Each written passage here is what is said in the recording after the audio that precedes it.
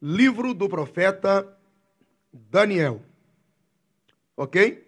E encontre o capítulo de número 9.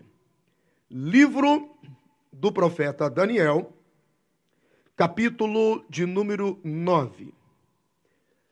Queridos, o conteúdo desta noite, essa série que nós vamos iniciar hoje aqui, sobre as 70 semanas de Daniel, é um conteúdo importantíssimo, por que não dizer vital para a igreja. É importante que você conheça, que você tenha facilidade em desenvolver sobre o assunto, uma vez que isso fortalece em muito a sua fé, porque trata da nossa mais viva esperança. Eu relutei por alguns dias, porque eu não queria trazer a ideia de oportunismo e pânico. Poxa, será que alguma coisa está saindo do controle e agora o pastor está nos trazendo uma mensagem de fim do mundo? Então, será que a gente tem que se preocupar porque alguma coisa que a gente não está sabendo, de repente já está acontecendo e seremos alertados? Eu não queria criar a ideia de pânico, nem de superstição religiosa, nem de desnecessária agitação, além do que já está acontecendo. Mas entendi, ao longo desses dias, de alguma forma, que já era tempo de falar sobre isso. Então, o desafio é que eu venho estudando já há alguns dias. Essa madrugada eu perdi o sono, era 3h26 da manhã, levantei para a oração, que normalmente está sendo às 4 da manhã, mas levantei às 3h26, perdi o sono, não conseguia mais dormir, fui para a oração, pensando na igreja, pensando na palavra, pensando na reflexão. Então eu quero fazê-lo de forma bem calma, bem tranquila. Quero sim que você pegue a sua Bíblia, pegue um caderno, pegue uma caneta, faça anotações, é importantíssimo. E se você tiver alguma dificuldade de pegar tudo agora, você pode fazê-lo depois, revendo o vídeo que vai ficar disponível nas redes sociais da igreja, tá bom? Então vamos lá. Queridos, eu vou tratar de um assunto que dentro da teologia é chamado de escatologia. A escatologia é um assunto, é parte da teologia que trata da doutrina das últimas coisas. De que coisas? A doutrina final do homem e da humanidade como um todo e a doutrina final de todo o destino do mundo, ok? Então, o que eu fiz? O que foi mais complexo para mim? É tornar isto não técnico demais. Não tornar técnico, para não ficar, para não comprometer o entendimento daqueles que são não tão acostumados com esse assunto aqui. Então, como eu sempre digo, a ideia é que você consiga transferir isso para qualquer pessoa, que você possa contar devocionalmente, repassar esse conteúdo para os seus filhos, para os seus netos, em nome de Jesus, até que Cristo venha, de uma forma fácil, de uma forma simples, sem deixar complexo. Porque a escatologia, o Apocalipse, o livro de Daniel, as 70 semanas, a simbologia, os mistérios por trás da profecia, isso aí ganhou fama de que só quem tivesse o domínio da técnica, da estrutura científica, escatológica, teológica, é que seria o privilegiado em saber sobre o assunto. Não. Isso afugentou as pessoas. Tanto é que o crente comum, o crente mais simples no entendimento da Bíblia, precisa saber sobre isso. Essa é a nossa base de fé e é nisso que nós cremos, ok? Então vamos lá, livro do profeta Daniel, capítulo de número 9, e eu quero que você encontre o versículo de número 20. Daniel,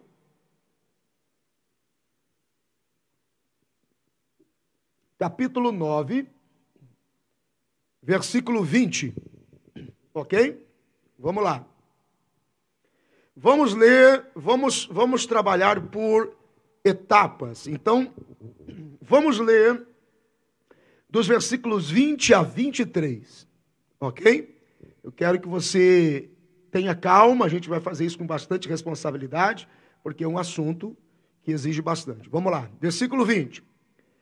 Estando eu ainda falando e orando e confessando o meu pecado e o pecado do meu povo Israel, e lançando a minha súplica perante a face do Senhor, meu Deus, pelo monte santo do meu Deus. Versículo 21. Estando eu, digo, ainda falando na oração, de repente, Gabriel, que eu tinha visto na visão lá do princípio, lembra?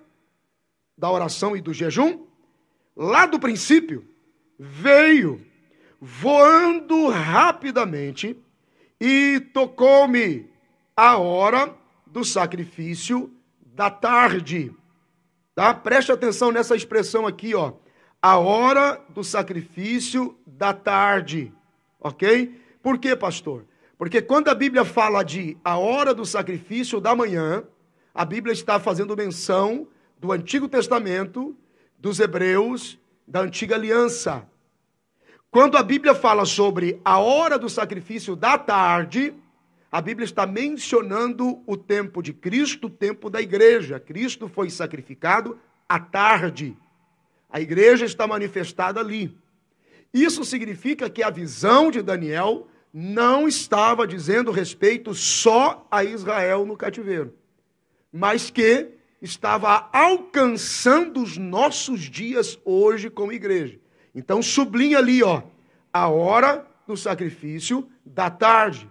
Sacrifício da manhã, Antiga Aliança. Sacrifício da tarde, Nova Aliança, Cristo. Ok? Versículo 22. Ele me instruiu e falou comigo dizendo, Daniel, agora saí para fazer-te entender o sentido. Versículo 23. No princípio das tuas súplicas saiu a ordem, e eu vim para te declarar, porque és muito amado, considera, pois, a palavra e entende a visão. Então vamos, se você quiser circular aí na sua Bíblia, do versículo 20 ao 23, a gente introduz a ideia aqui. O que está acontecendo aqui? Aqui é o seguinte, Daniel estava no cativeiro babilônico, ele estava orando a Deus e clamando a Deus pelo seu povo. Que povo é esse? Israel. E ele estava confessando o seu pecado, intercedendo pelo povo, orando, falando com Deus e perguntando a Deus o porquê que a nação estava enfrentando aquele período. Por que eles estavam passando por aquilo? A Bíblia diz que enquanto Daniel está orando, ele é visitado por uma sucessão de visões. E estas visões vão se somando à oração de Daniel, e sobrenaturalmente a Bíblia diz que então agora Gabriel, o guerreiro enviado de Deus, essa é a tradução de Gabriel, ele recebe uma ordem de ir a Daniel e trazer para Daniel o significado das visões. Daniel diz, sem forçar o texto, que enquanto ele ainda orava, enquanto ele ainda falava, Gabriel chegou. E chega dizendo, olha, me foi ordenado, me foi determinado, porque você é muito amado. E a mensagem que Gabriel traz para Daniel, não só trouxe resposta para os dias de Israel, para os dias futuros de Israel, como também trouxe resposta e significado para os dias da igreja hoje e para os futuros dias da igreja até o tempo do fim. Esse período, então, que Daniel vislumbrou e ele recebeu, que Daniel vislumbrou e recebeu de Gabriel o entendimento, chamou-se as 70 semanas de Daniel. Dá uma olhadinha aqui no versículo de número 24. 70 semanas, o anjo começa a trazer para ele o significado das visões. 70 semanas estão determinadas sobre o seu povo. Que povo é esse? Israel. Está lá no versículo 20, ele diz que ele orava pelo pecado do seu povo Israel. Versículo 24. Sem forçar o texto, a Bíblia por si só se responde. 70 semanas estão determinadas sobre o teu povo. Que povo? Israel. Sobre a tua santa cidade. Que cidade? Jerusalém.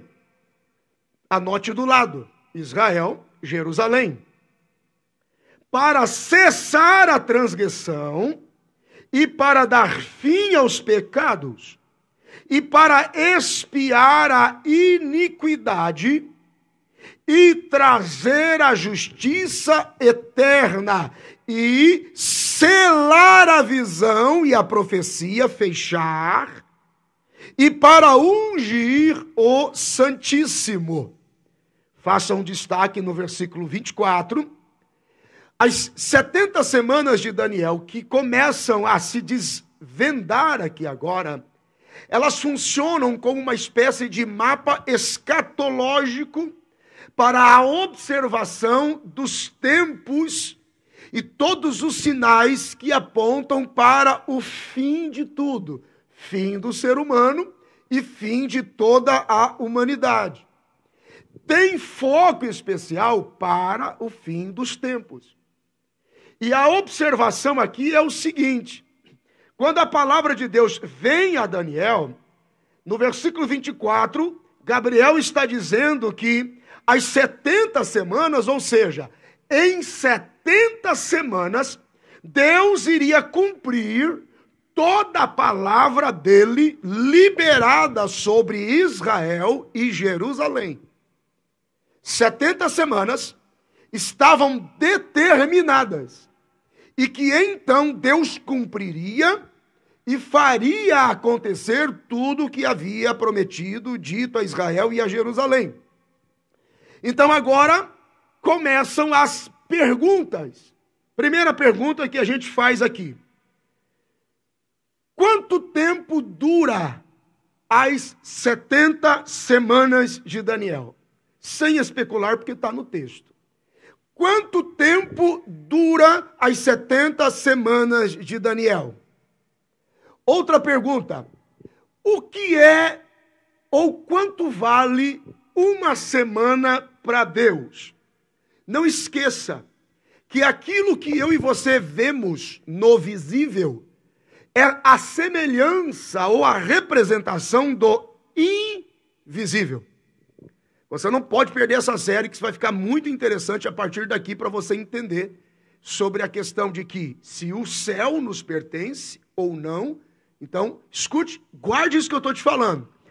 A mente humana tem uma medida de entendimento e é regida por leis físicas, espirituais, racionais, que têm limites no entendimento do homem. Então, quando você pergunta quanto tempo dura estas 70 semanas, você também tem que perguntar o que é uma semana para Deus. Por que o senhor está dando esse destaque, pastor? Porque uma semana para Deus pode durar 7 dias, uma semana para Deus pode durar anos, uma semana para Deus pode durar até milênios. Porque Ele é eterno, Deus habita na eternidade. Então nós precisamos agora conectar as chaves bíblicas ao longo da Bíblia para entender aonde a gente vai chegar. Movimenta a Bíblia aí um pouquinho agora, por favor. Eu quero que você abra o livro de Levíticos. Vá lá em Levíticos, capítulo de número 25, por favor. Bem calmo, bem tranquilo, para você pegar. Levíticos capítulo 25, e vá no verso de números 8. Levítico 25, versículo 8. Preste atenção. Também contarás 7 semanas de anos. Como é que é, pastor? Preste atenção. Para Deus, uma semana pode durar 7 dias, uma semana pode durar 7 anos. Conte 7 semanas de anos. E então a conta será, versículo 8, 7 vezes 7 anos. De maneira que os dias das 7 semanas de anos serão 49 anos. 49 anos. Anote, 7 semanas de 7 anos, sendo que a conta é que os dias de 7 semanas de ano serão 49 anos. Agora, para entender o cálculo, que aqui a parte que começa a ficar interessante, eu preciso que você volte comigo lá no versículo de número 24 do capítulo 9 de Daniel, por favor, e vamos ler o texto de novo. 70 semanas estão determinadas sobre o teu povo e sobre a tua santa cidade. Deus está contando semanas de anos. Então, segundo Levíticos 25 e 8, quantos anos tem uma semana? São 70 semanas de 7 semanas de anos. São 7 semanas de 7 semanas de ano, ou 70 semanas. Então, quanto tempo dura 70 semanas de anos, segundo Levíticos 25 e Daniel 9, 24? É 70 vezes 7. Então, quanto tempo dura? 490 anos. Preste atenção. São 490 anos. Então, a primeira resposta é: quanto tempo dura as 70 semanas de Daniel? São 70 semanas vezes 7 semanas de anos. Então, 70 semanas de 7 semanas de anos, 7 vezes 7. 7 vezes 0, 0. 7 vezes 7, 49. 490 anos é o que dura as 70 semanas de Daniel. E aqui agora começa a ficar ainda mais gostoso. E interessante, porque nós estamos trabalhando pela Bíblia, sem a especulação, sem a invenção, a projeção de invenção de ideia. É a palavra falando pela própria palavra. 70 semanas estão determinadas sobre o teu povo Israel, 70 semanas estão determinadas sobre a tua santa cidade, Jerusalém. Anote aí do lado do versículo 24, 490 anos. Então, o que é que Gabriel está dizendo para Daniel? Daniel, em 490 anos, Deus vai cumprir tudo o que prometeu para Israel e Jerusalém. Baseado no versículo 24, é que costumamos dizer, e é um entendimento na comunidade teológica, que Israel e Jerusalém são o relógio de Deus para o tempo do fim. Então, ainda que haja a distração, parece estranho falar isso, mas é isso mesmo. Ainda que haja distração da China e o tumulto que se rege, ou que acontece, ou que se pode ver no mundo, nós precisamos estar atentos à movimentação de Israel e os reflexos que operam sobre Jerusalém. Queridos, todas as profecias que apontam para o tempo do fim, elas dizem respeito e estão voltadas especialmente e exclusivamente para Israel e Jerusalém. E tem algo importante aqui que eu preciso compartilhar com vocês, e que para alguns pode causar estranheza, mas essa é a verdade, irmãos. Queridos, Deus é Deus de Israel. O povo legítimo de Deus é a nação de Israel. E nós, pastor, quem somos? Nós somos o enxerto na oliveira verdadeira que Cristo é. Nós somos a adoção, os adotivos, em Cristo, pela fé, como filhos de Abraão pela fé. Então, se você quer se tornar povo de Deus, o caminho é o Espírito de Cristo habitando em você. Por causa dele, nele, por ele, pelo sacrifício dele, a igreja é gerada através nele, dele, por ele e para ele. Percebe?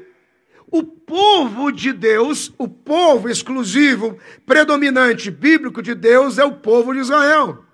Nós somos igreja que assumimos a responsabilidade, e isso é um privilégio, do sacerdócio universal que ministramos aqui toda a epístola aos Hebreus, que Israel desprezou lá atrás, nós somos enxertados nele. Então a pergunta que a gente tem que fazer é o seguinte, a próxima pergunta é o seguinte, a primeira é, quanto tempo dura as 70 semanas de Daniel? São 70 semanas de anos, 7 vezes 7, 490 anos.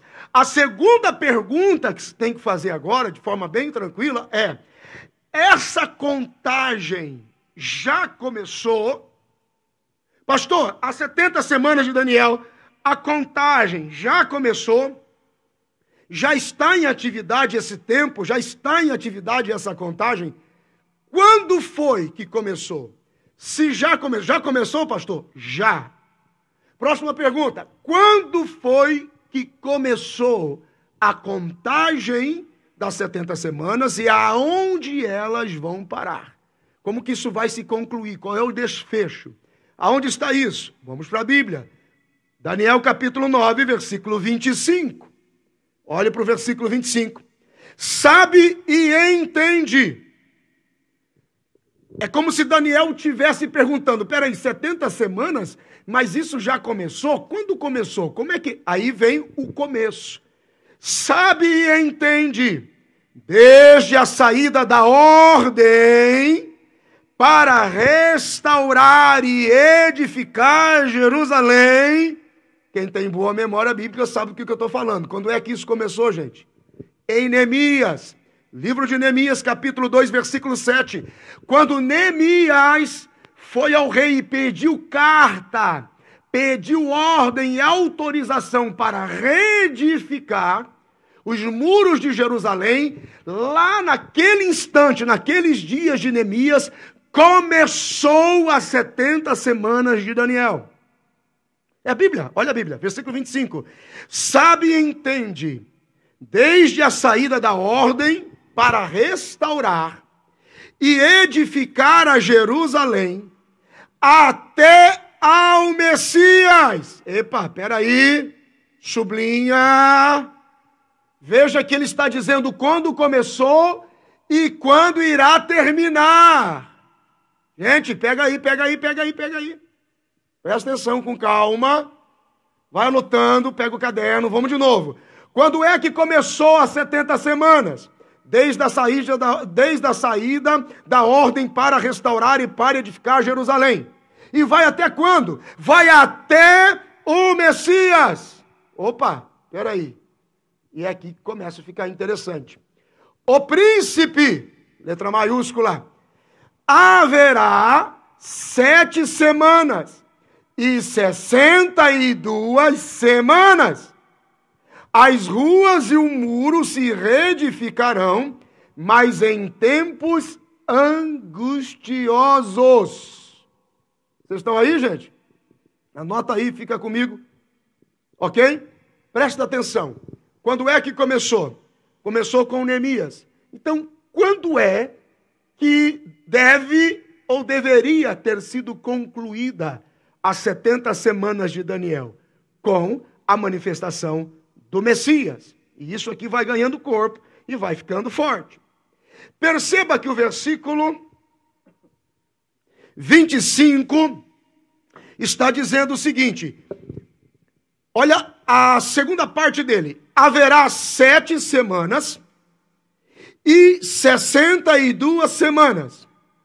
62 mais 7 dá 69 semanas. Anote aí, 69 semanas.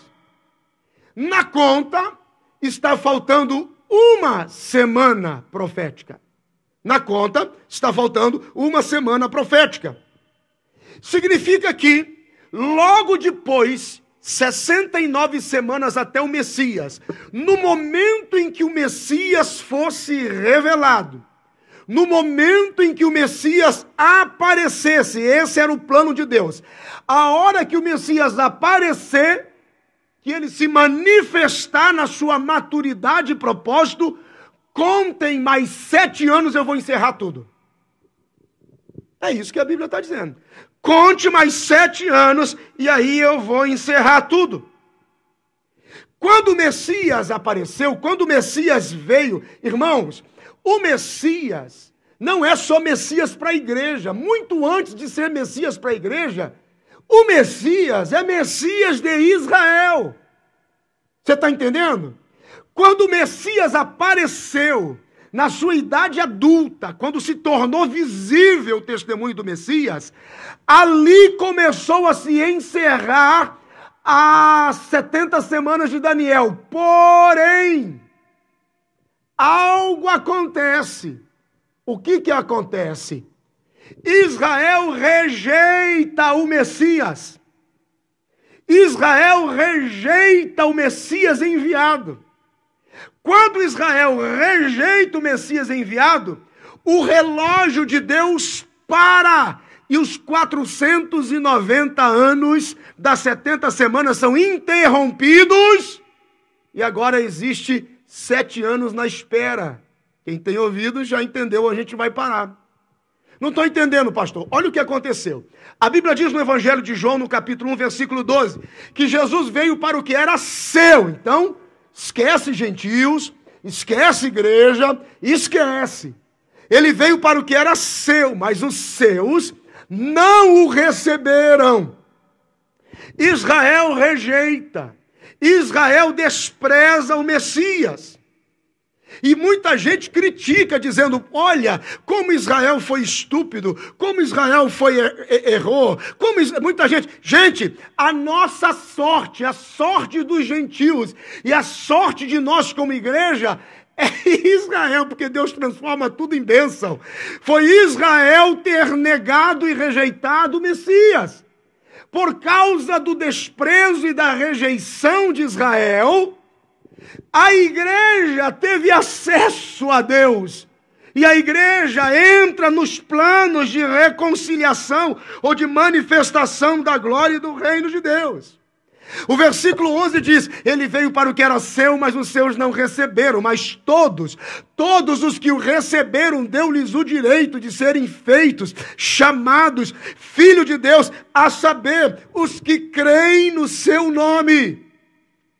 De alguma forma, ironicamente falando, a nossa sorte foi Israel ter rejeitado o Messias. Mas a pergunta que vem agora é, por que Israel rejeitou o Messias? Irmão, você tem noção do que é um judeu? Você tem noção? Quando você estuda de uma forma bem simples, bem prática, quando você entende o que é um judeu, você entende por que Israel é o povo exclusivo de Deus. O que é? O que é judeu? Irmãos, o judeu é um povo que simplesmente morre e dá a vida pelo seu Deus, que dá a vida por Deus. Tem gente aqui, cristão, que se o negócio apertar, ele some. Ele abandona Jesus, ele abandona a sua fé. Você está entendendo? O judeu, ele não trai, ele não nega a Deus por nada.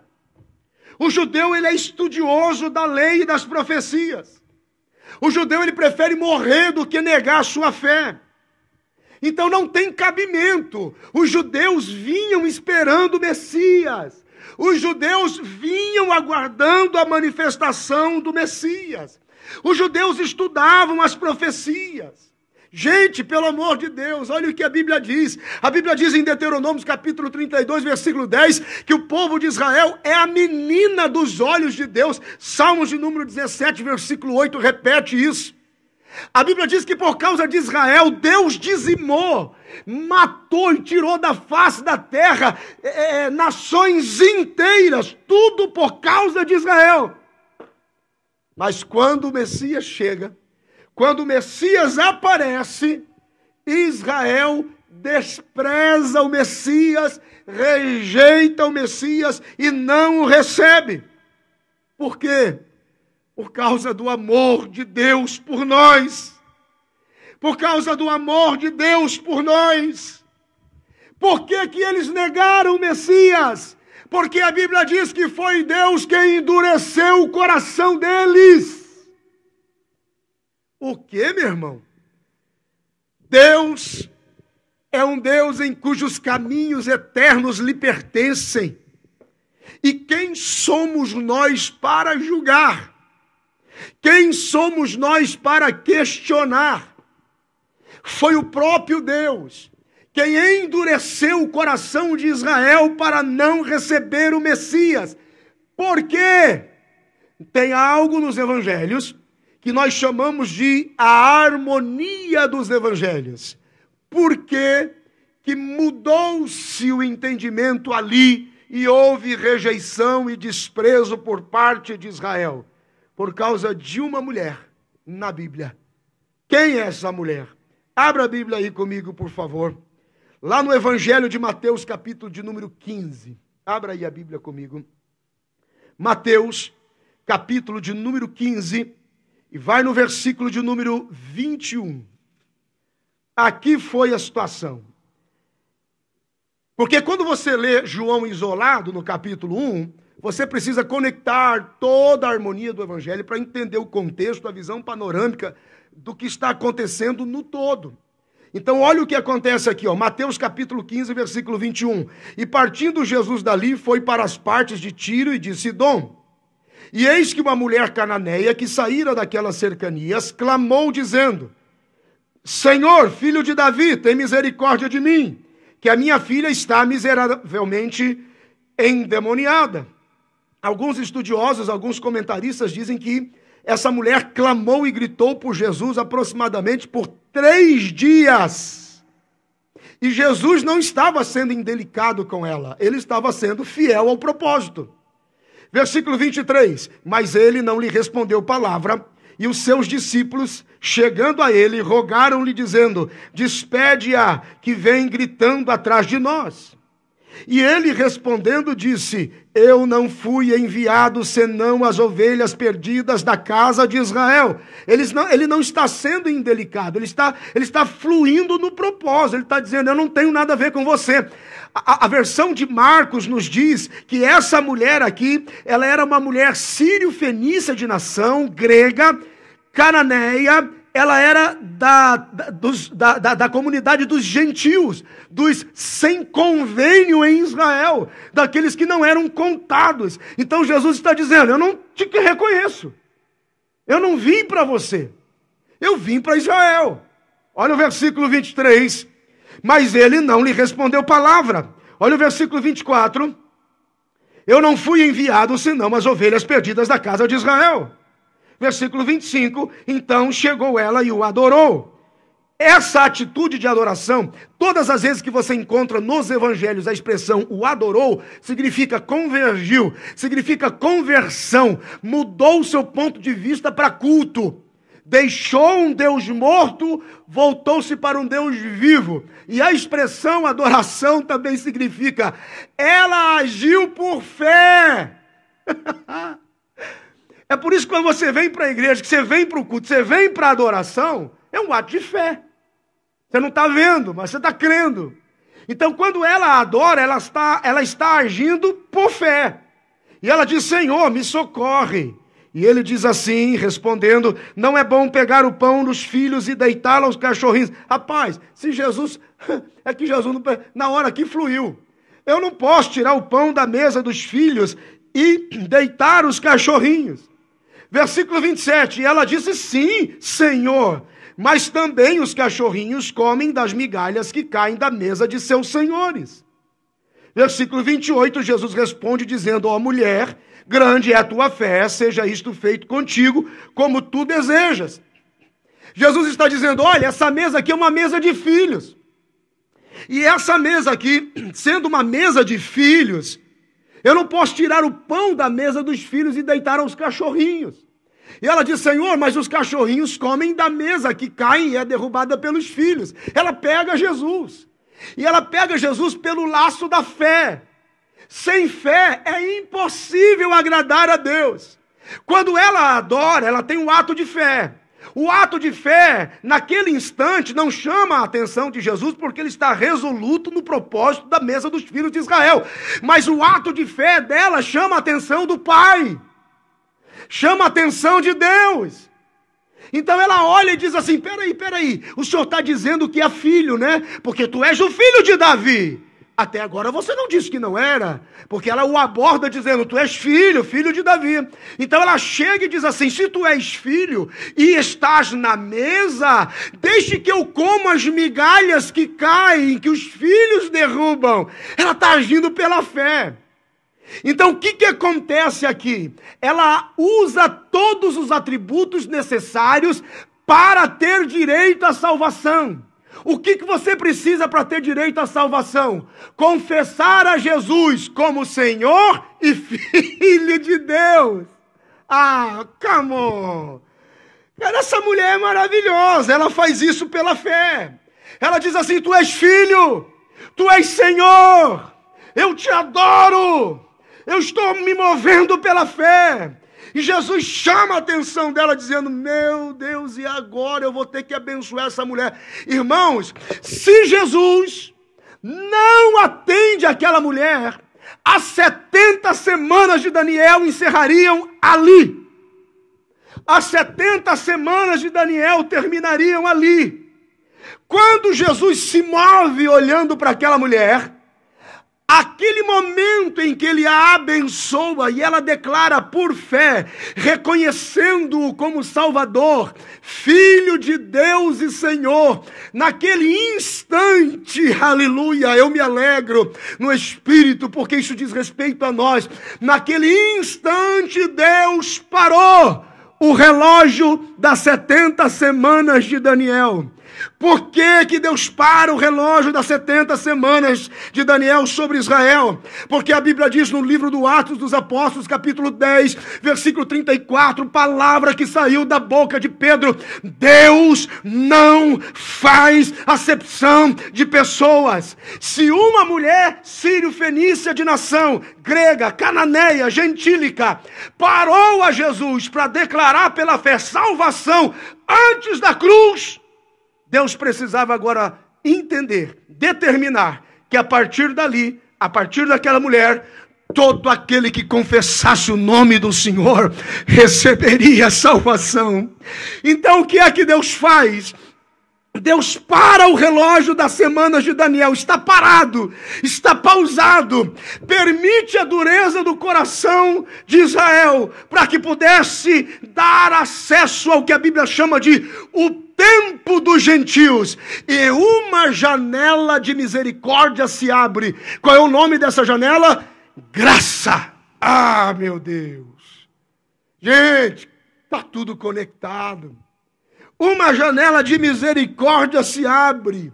Ele abre uma oportunidade para essa mulher. Ele não poderia simplesmente fechar essa oportunidade. A graça de Deus está estabelecida a partir dali agora, porque a pessoa de Jesus começa a ser revelada como a graça visível de Deus. Aleluia! Aí a pergunta é, presta atenção comigo, o relógio está parado, não está? Está parado aonde? Na semana 69. Quantas semanas faltam? Uma. De quanto tempo? 7 anos. Grande tribulação. Manifestação do anticristo. O relógio está parado. E está parado por quanto tempo?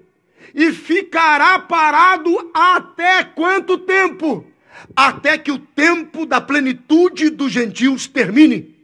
Olha para a Bíblia, Romanos capítulo de número 11, abra a sua Bíblia, Romanos capítulo de número 11, versículo 25, Romanos capítulo de número 11, versículo 25, aleluia, eu sinto a presença de Deus aqui, porque não quero, irmãos, que ignoreis este segredo. Olha a chave, olha a chave.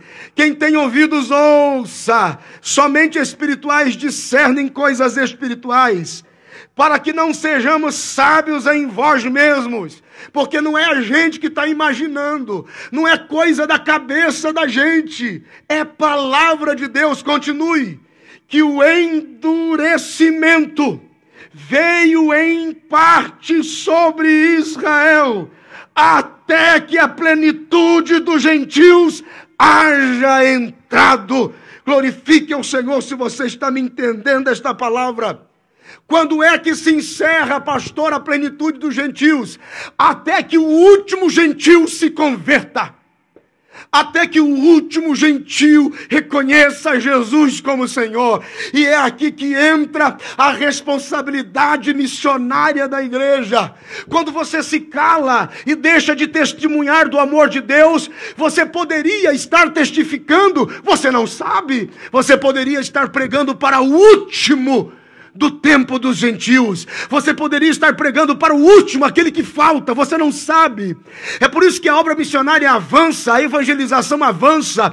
A igreja não pode parar o seu testemunho, mesmo em tempo de crise. A igreja não pode parar. Eu creio de todo o meu coração que Deus está preparando dentro de cada casa homens e mulheres de Deus, missionários que manifestarão o testemunho do reino de Deus, até que toda a plenitude dos gentios se cumpra, até que toda a plenitude dos gentios aconteça. Aleluia! É por isso que, como igreja, nós somos chamados a acelerar o processo da volta de Jesus. E nesta primeira noite eu encerro dizendo que muito antes disso, Isaías já entendeu. Isaías já entendia esse mistério. Abra sua Bíblia comigo no livro do profeta Isaías, capítulo de número 63. Livro do profeta Isaías, capítulo de número 63, por favor. E abra no versículo de número 17. Isto, versículo de número 17. Isaías 63, versículo 17. Porque, ó Senhor, nos fazes errar os teus caminhos? Porque endureces o nosso coração, para que não te amamos e não te reconheçamos? Volta, por amor dos teus servos, às tribos da tua herança. Meu Deus! O coração de Israel se fechou para que o coração do gentio se abrisse e o tempo da graça se estabelecesse.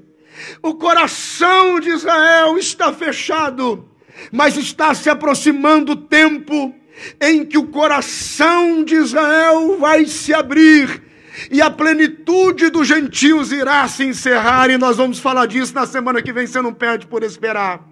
Quando é, pastor? Quando é que o coração de Israel vai se abrir? Quando Cristo voltar e buscar a igreja dos vencedores, e o Espírito for removido, e a igreja dos vencedores for tomada, o coração de Israel se abrirá. E a palavra profética por entendimento de Isaías será: Deus, volta, volta, e nos leva de volta às tribos da tua herança. Oh, meu Deus, aí onde você está, eu quero que você feche os teus olhos por alguns instantes e glorifique a Jesus. Deus te ama mais do que você imagina. Isso é a demonstração do grande amor de Deus. Ele veio para o que era seu, mas os seus não receberam. O coração de Israel foi fechado porque uma mulher desesperada, sírio-fenícia, de nação cananeia, gentílica, foi aos pés dele pela fé e o adorou, e ela cumpriu todos os requisitos que dão direito à salvação. Tu és filho de Davi, raiz de Jessé, o filho do Altíssimo, tu és Senhor. A salvação chegou na casa daquela mulher. Deus não faz acepção de pessoas. Em nome de Jesus eu estou profetizando que em 2020 sobre a tua casa haja salvação. Salvação sobre o esposo, salvação sobre os filhos, salvação sobre a família, salvação sobre os teus familiares que ficaram no teu país de origem. Recebe salvação sobre a sua casa. A porta da graça está aberta. A porta da graça ainda está aberta. Jesus é o caminho, a verdade e a vida para Deus. João 14:6. A Bíblia diz em Romanos 3:23, porque todos pecaram e destituídos estão da glória de Deus. A Bíblia diz em Romanos 6:23, o salário do pecado é a morte, mas o dom gratuito de Deus é a vida eterna por nosso Senhor e Salvador Jesus Cristo. A Bíblia diz na primeira epístola de João 1:9, se com a tua boca confessares os teus pecados, se arrependendo, confesso, Ele ouvirá do céu e sarará a tua vida, perdoará os teus pecados. A Bíblia diz na primeira epístola de João 3:18, que todos aqueles que cometem e vivem na prática do pecado são filhos do diabo, porque o diabo peca desde o princípio, e foi para isso que se manifestou o Filho de Deus. Ah, meu Deus, para destruir todas as obras do diabo. A Bíblia diz que nenhuma condenação há para os que estão em Cristo Jesus, que não andam mais segundo a carne, mas são cheios do Espírito Santo. Aleluia! Eu quero que você valorize a salvação que você recebeu. Quero que você valorize o amor de Deus derramado por você. Quero que você valorize esse tempo chamado graça. Quero que você valorize essa janela de tempo. O relógio está pausado nas 69 semanas. Uma semana está se aproximando e nós já sentimos que dias angustiosos, diz a Bíblia, estão a caminho. Mas resta um repouso para a igreja dos vencedores. Diga glória a Deus. Fecha os teus olhos aí onde você está, vamos orar. Pai, no nome de Jesus, eu abençoo a tua igreja, eu abençoo os teus filhos. Começamos nesta quarta-feira uma série de mensagens responsáveis. São mensagens responsáveis para sarar, para reconciliar. Senhor, o Senhor tem falado conosco que seria um tempo de abrir a palavra e ensinar o seu povo. Senhor, eu sei que esta mensagem irá muito mais longe do que a gente imagina.